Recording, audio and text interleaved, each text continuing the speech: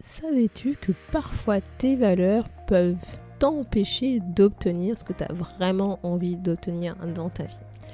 Si c'est le cas, je t'invite à te poser la question si il s'agit d'une valeur vraiment importante pour toi, en gros une valeur ultime, le but de ta vie. Et oui, parce qu'il existe des valeurs qu'on utilise en tant que moyen pour nous aider dans nos transformations internes qui vont nous être utiles à court terme, mais pas forcément à long terme et qui peuvent nous empêcher d'obtenir au final ce qu'on a vraiment envie d'obtenir dans notre vie.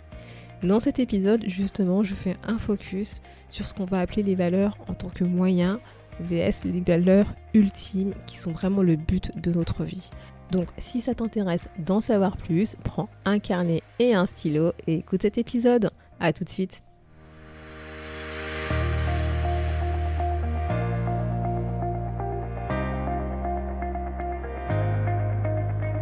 Bonjour à tous et à toutes, vous êtes sur le podcast Le quart d'heure d'Inspire Action. Moi c'est Wefa, votre coach en transformation de vie. Chaque semaine, retrouvez dans ce podcast des outils pour développer votre self-awareness, des actions à réaliser pour démarrer votre transformation, ainsi que des témoignages de personnes comme vous et moi qui ont décidé de devenir l'architecte de leur vie. Alors, installez-vous tranquillement et prenez de quoi écrire. Hello la communauté et bienvenue dans l'épisode 86 du podcast où je vais continuer de te parler des valeurs. Alors, je préviens tout de suite parce qu'en fait, dans cet épisode, je vais rentrer dans quelque chose d'un peu plus subtil sur les valeurs. Je t'avoue que j'avais hésité à t'en parler, mais je pense que ça peut quand même t'aider si tu travailles justement sur l'identification de ton système de valeurs, si tu peux vraiment savoir ce qui t'anime vraiment au bout du bout. Je pense que c'est un exercice qui est intéressant au moins d'avoir en tête. Et après, peut-être de le faire plus tard quand, une fois que tu seras plus à l'aise avec justement cette notion de valeur. Pourquoi ? Parce que en fait, je pense que cet exercice, ça va pouvoir t'aider à mieux comprendre certaines de tes valeurs, donc tu me diras si ça a été utile ou pas. Donc voilà, ça c'était le petit point d'attention. Donc je te préviens que cet épisode, c'est pas vraiment un niveau débutant vis-à-vis des valeurs, dans le sens où il faut déjà que tu aies identifié tes valeurs, ton système de valeurs, parce que sinon cet exercice ne sera pas vraiment utile. Donc là, tu es en train de me dire, t'es gentil Wefa, mais de quoi est-ce que tu es en train de me parler ? Qu'est-ce que tu vas me présenter aujourd'hui ? En fait, aujourd'hui, j'ai envie de te présenter la distinction entre ce qu'on va appeler des valeurs en tant que moyen et des valeurs ultimes qui sont notre vrai but. Donc c'est parti, nous allons rentrer tout de suite dans le vif du sujet pour que tu comprennes mieux de quoi je te parle. Donc une valeur utilisée en tant que moyen vs une valeur ultime, donc c'est vraiment le but, c'est qu'en fait tu vas avoir des valeurs quand tu penses qu'elles sont vraiment tes valeurs, mais en réalité elles cachent d'autres valeurs qui sont encore plus importantes pour toi. C'est cette valeur qui est le but ultime, donc on veut essayer de rechercher quand on construit notre système de valeurs. Mais c'est vrai que comme dans notre quotidien, on vit tellement de choses, on aspire à nous développer personnellement, à nous développer professionnellement, et donc en fait, tout ça, ça va passer par différentes phases de ton développement personnel, de ton développement professionnel, et des valeurs vont être associées à ces différentes phases. Et parfois, on a l'impression que ce sont nos valeurs qui sont vraiment nos valeurs, quand on travaille sur notre système de valeurs, alors qu'en réalité, c'est pas vraiment des valeurs ultimes, notre but ultime, ce sont plutôt des valeurs moyens qu'on va utiliser en tant que moyens pour nous aider à justement obtenir vraiment ce qu'on a envie d'obtenir. Et en fait, pourquoi c'est important d'en avoir conscience ? Parce que justement, ça va te permettre donc déjà de mieux hiérarchiser tes valeurs, de mieux challenger ton système de valeurs.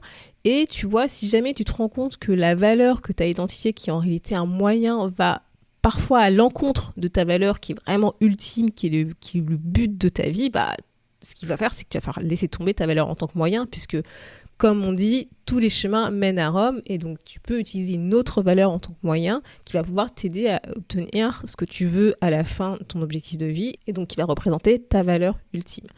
Donc pour que tu comprennes un peu plus ce que je dis, ce que je mets derrière ce mot valeur en tant que moyen, valeur ultime, but, etc., je vais te partager une de mes histoires justement quand j'étais en train de découvrir, on va dire, cette notion de valeur, c'était pas encore mûr, c'était pas encore mature dans ma tête, hein, mais j'avais déjà un peu cette conscience, on va dire, qu'il y avait quelque chose qui était important pour moi et qui tournait autour des valeurs. Et donc en fait, tu vois, il y a une dizaine d'années, quand... est-ce que ça fait 10 ans déjà? Ouais, ça fait 10 ans. Donc en fait, tu vois, il y a une dizaine d'années, quand je me suis, on va dire, confrontée à mon premier obstacle dans le monde professionnel, où je me suis rendu compte que c'était pas le monde des bisounours, que tu pouvais avoir, on va dire, des gros clashs avec ton manager, qui n'était pas forcément d'accord avec toi, et qui pouvait aller à l'encontre justement de ton bien-être, etc., etc. J'ai commencé un peu à réfléchir à développer d'autres sources de revenus que celui que je touchais en tant que salarié. J'ai eu la chance notamment de rencontrer des personnes dans mon environnement professionnel qui m'ont fait prendre conscience justement qu'il était important d'avoir d'autres sources de revenus et pas forcément rester focalisé sur mon emploi en tant que salarié, parce que justement ça pouvait ne pas bien se passer, et si pour X raisons je perdais cet emploi de salarié, il fallait au moins que j'ai quelque chose à côté qui me permette de vivre et voilà, et ne pas dépendre que d'une seule source de revenus. Et donc quand j'ai commencé à en prendre conscience, que j'ai commencé à réfléchir, à regarder, à me former, à faire des recherches sur Internet pour développer d'autres sources de revenus, je me suis dit, comme c'est important pour moi, l'argent est une valeur qui est importante pour moi. Et ça se matérialisait à travers notamment l'indépendance financière, si tu as déjà entendu parler de ce terme sur Internet. Et donc voilà, donc j'étais très positive quand j'ai découvert ce sujet. Je me suis dit, ok, voilà, c'est vraiment, vraiment important pour moi. Ça fait partie de mon système de valeurs, tout ce qui tourne autour de l'argent. Je l'assumais et j'ai commencé à lire sur le sujet, à mettre en pratique, notamment en faisant des investissements dans l'immobilier. Je voulais vraiment devenir l'experte pour moi sur ce sujet pour pouvoir développer d'autres sources de revenus et ne pas dépendre que de cette source de revenus que j'avais en tant que salarié. Et donc ça a duré pendant quelques années, pendant lesquelles justement ça m'a permis vraiment personnellement moi de développer d'autres sources de revenus dans l'immobilier, dans la bourse, de découvrir ce sujet des finances personnelles. Enfin vraiment ça m'a vraiment enrichi sur ce point, sur ce côté on va dire financier. Quand j'ai commencé de plus en plus à, on va dire, m'intéresser dans le monde du développement personnel, notamment sur les valeurs, sur ce que ça représentait vraiment dans ma vie, je me suis rendu compte que en réalité, l'argent, ce côté statut d'indépendance financière, était pas vraiment, une de mes valeurs. En fait, quand j'ai refait divers exercices pour identifier mon système de valeurs, naturellement, à chaque fois, je repars d'une feuille blanche pour essayer de ne pas être influencée par rapport à ce que j'avais identifié avant. Et je me suis rendu compte que ça ne ressortait pas. Ce côté argent, indépendance financière, gagner de l'argent absolument, etc. Tu vois, ça ressortait pas dans ces valeurs que j'identifiais. Et donc, je me suis dit, mais comment ça se fait que ça ne ressorte pas alors que pour moi, c'était quelque chose d'important.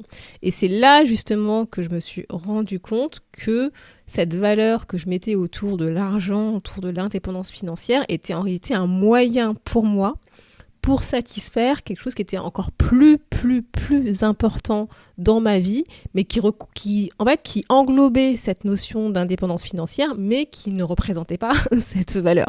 Et tout simplement, c'était une des valeurs que j'ai aujourd'hui, qui est la liberté. En fait, en réalité, tu vois, à travers cette valeur argent, indépendance financière, ce que je recherchais au bout du bout, c'était tout simplement être libre, ne pas être dépendante d'une source de revenus, d'être dépendante de plusieurs sources de revenus, d'être dépendante au niveau de mon temps, de faire ce que j'ai envie de faire, de choisir les missions, les activités que j'ai vraiment envie de réaliser, le job que j'ai envie de faire. Et tout ça, en fait, ça tournait autour de la notion de liberté notamment, puisque cette valeur représente d'autres choses pour moi.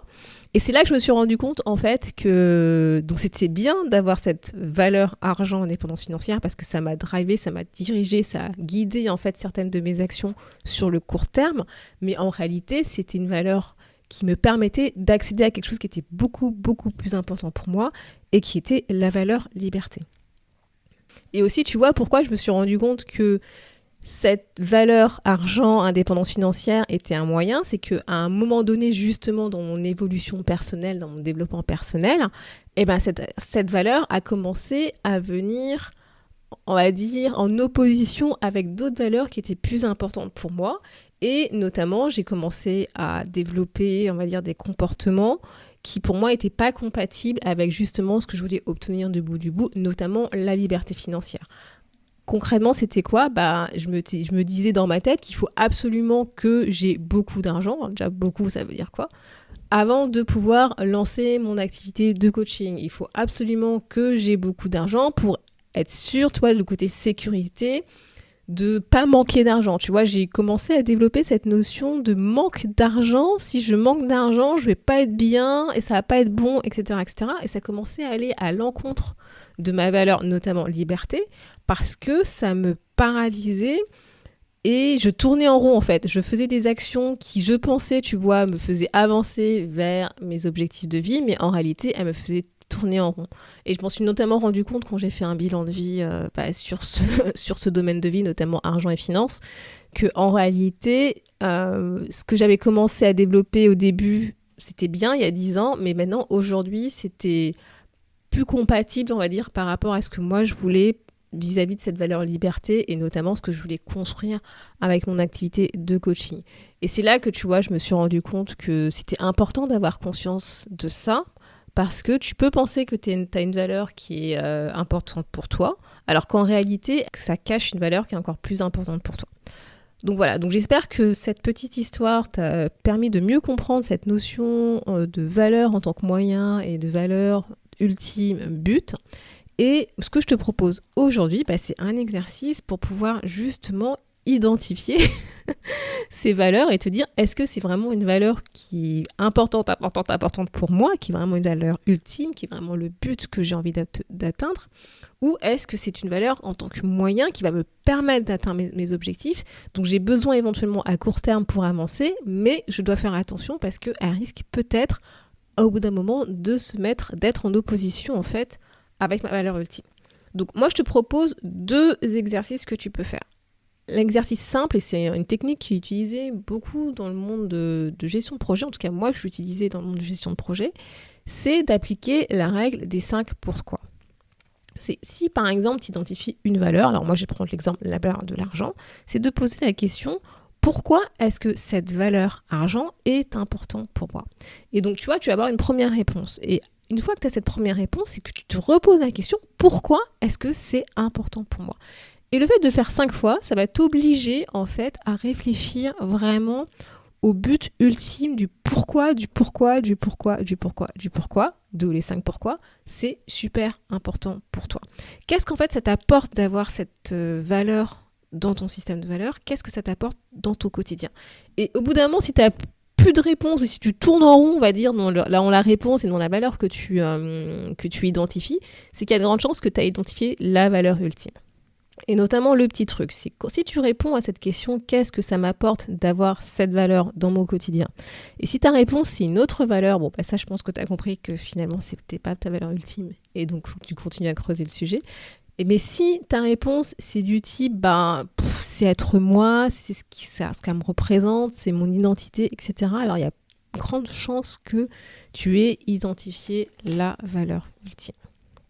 Et le deuxième exercice que je te propose, c'est de tout simplement analyser ton quotidien, tes expériences de vie et de voir si au bout d'un moment tu te rends compte que tu bloques, que tu as l'impression de tourner en rond en fait sur quelque chose qui te tient à cœur, justement pose-toi et analyse ce qui se passe, c'est-à-dire identifie la valeur que tu penses être associée justement à tes actions où tu tournes en rond et essaye de comprendre qu'est-ce qui se cache derrière, qu'est-ce qui fait que derrière tu tournes en rond. Est-ce que c'est parce que la valeur que tu as identifiée va à l'encontre d'une autre valeur qui est importante pour toi ? Et si c'est le cas, fais cet exercice de ces questions des 5 pourquoi pour voir si tu as identifié une valeur moyen ou une valeur qui est ultime ou pas. Parce que si c'est une valeur moyen, là dans ce cas tu sais que cette valeur est peut-être pas si importante que toi puisqu'en réalité elle vient servir une valeur qui est encore plus importante pour toi. Par contre, si c'est une valeur qui est ultime, qui est vraiment importante pour toi, et ben là, effectivement, tu rentres dans ce qu'on appelle le conflit de valeurs avec soi. Et là, je t'invite notamment à réécouter l'épisode précédent que j'ai fait, le numéro 85, où je te parle de cette notion de conflit de valeurs. Et je te mettrai d'autres ressources pour travailler dessus sur les conflits de valeurs, si jamais ça t'intéresse, dans l'article de cet épisode que tu trouveras à l'adresse wefabagedi.com/podcast-86. Donc pour résumer, moi ce que je te propose, c'est de revoir la liste de tes valeurs que tu as identifiées et de challenger ces valeurs pour voir si ce sont vraiment des valeurs qui sont ultimes, qui sont vraiment le but de ce que tu veux obtenir dans ta vie. Et sur ce, je te souhaite une belle semaine et je te dis à la semaine prochaine. À bientôt. Merci d'avoir écouté le podcast Le quart d'heure d'Inspire Action. Et surtout, n'oublie pas, ce podcast est fait pour toi, pour t'inspirer à passer à l'action maintenant pour changer ta vie. À la semaine prochaine pour un nouvel épisode.